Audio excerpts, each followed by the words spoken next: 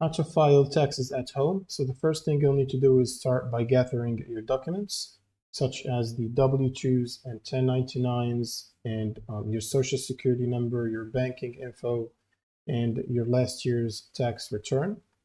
And the next thing we'll need to do is choose how to file. So you can basically choose between using a tax software or using the IRS free file fillable forms, which is usually available for taxpayers with AGI of $89,000 or less. And to use the fillable forms, you want to go to File and then Individuals, and then click on File Your Taxes for Free Online.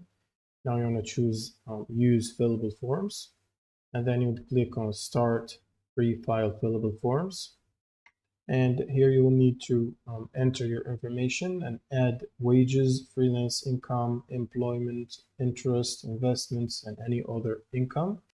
The next thing is the claim deductions and credits. The software or forms will help calculate things like the standard deductions, education credits, child tax credits, and earned income credits.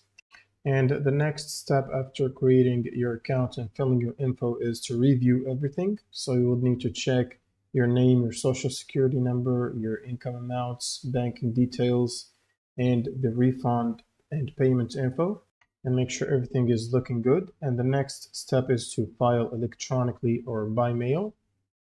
E-file is usually faster and more secure.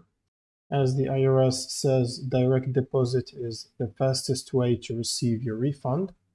And next, you will need to pay if you owe. So you will need to pay online through the IRS website or mail a check with the proper voucher.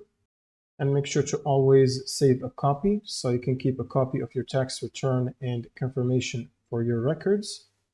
And make sure to not miss the deadline, because the deadline is April 15th, 2026. Which is the 2025 federal tax deadline. And that's pretty much it for this video. If you have any questions, leave them in the comments below, and see you on the next one.